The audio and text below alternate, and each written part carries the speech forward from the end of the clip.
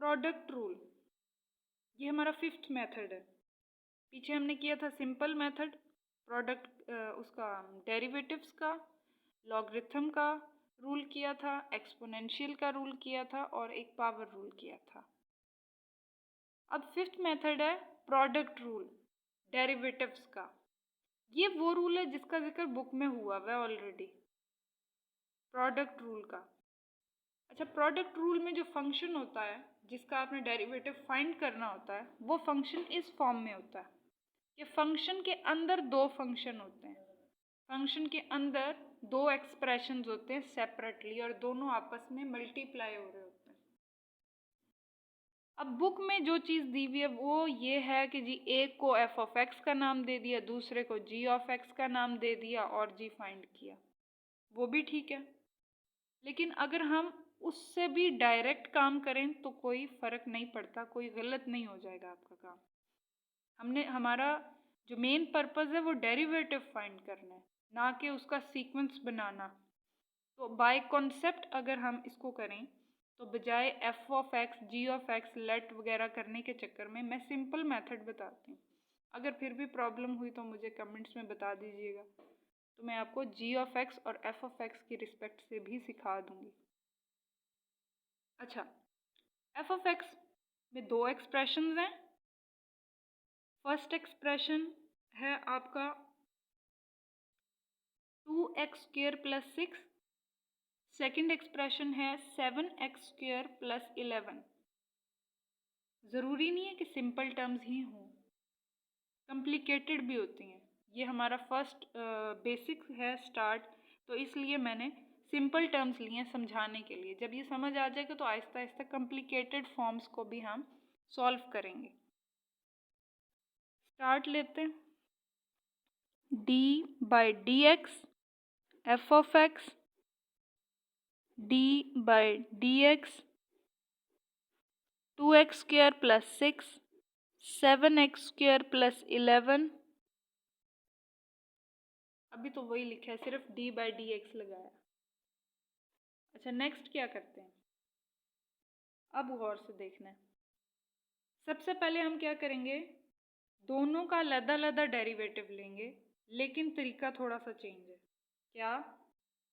सबसे पहले हम एक का डेरिवेटिव लेंगे और दूसरी वैसे ही रखेंगे। कैसे? फॉर एग्जाम्पल मैं 2x² + 6 ऐसे ही रख रही हूँ, मेरी अपनी मर्जी है। आप लोगों की मर्जी है, आप पहले इसको रखो ऐसे ही, आपकी मर्जी है पहले इसको रखो ऐसे ही, इससे गलत नहीं होगा क्वेश्चन। तो मैं ये रख रही हूँ, इसके बाद d/dx और इसका डेरिवेटिव ले लेते हैं। क्या किया, इसको ऐसे ही रखा और इसका डेरिवेटिव ले लिया, फिर लगाया प्लस, हमेशा प्लस आएगा प्रोडक्ट रूल में। और नेक्स्ट स्टेप में हम क्या करेंगे, जिसका पहले डेरिवेटिव लिया था जिस टर्म का, उसको अब सिंपल रखना है।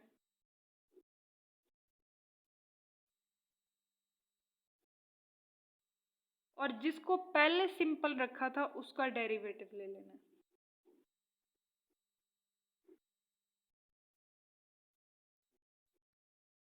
तो ये आपका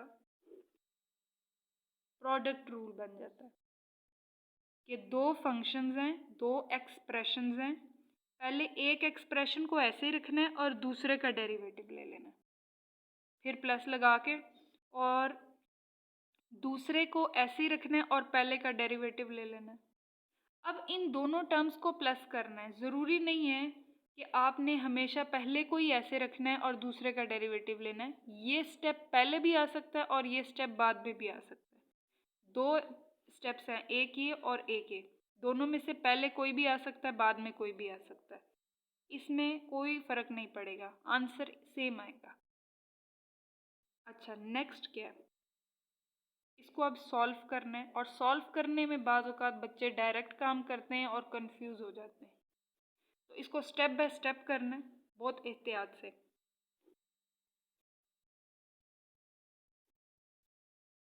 ये काम लिख दिया, अब इसका डेरिवेटिव लेंगे जो कि हम ब्रैकेट के अंदर लेंगे। 7 ऐसे ही लिखा, x का स्क्वायर था, पावर पहले आ गई, मिक्स नहीं करनी कोई चीज़। x लिखा, 2 में से 1 गया, प्लस लिखा, d/dx 11 0 आ जाता है। प्लस जब आप बार बार डेरिवेटिव्स करोगे ना, बार बार प्रैक्टिस करोगे, तो आपको हर टाइम इनके साथ d/dx लिखने की ज़रूरत नहीं पड़ेगी, बल्कि आपको वैसे ही आ जाएगा। अच्छा, नेक्स्ट क्या है ये, 7x² प्लस 11। अच्छा, d/dx दोनों के साथ लगा के और सॉल्व कैसे करेंगे, 2, फिर x की पावर में जो 2 था वो, फिर x² में से 1 माइनस पावर में से, फिर प्लस 6 का डेरिवेटिव 0। अच्छा, नेक्स्ट क्या होगा, अब सिंप्लीफाई कैसे होगा, 2x² प्लस 6, ये चीज़ यहाँ लिख दी, फिर उसके बाद 7 2 14,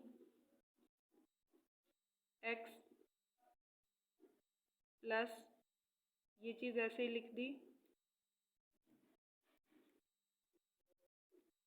2 2 4, x।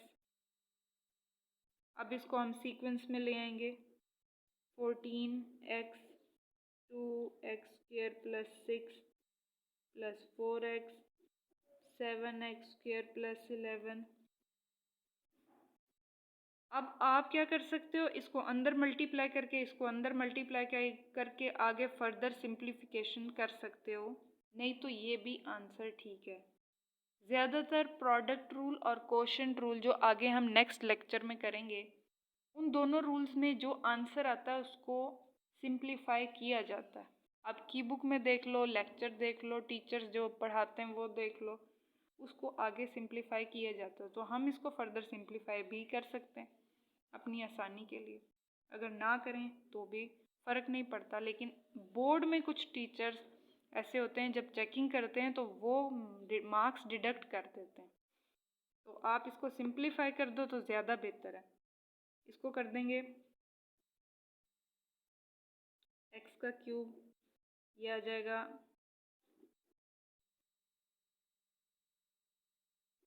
84x, ये आ जाएगा x³ x,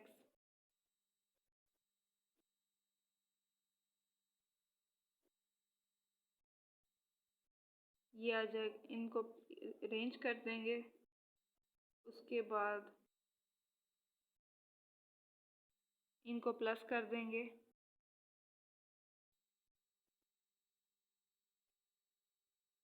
प्लस अब इनको भी प्लस कर देंगे,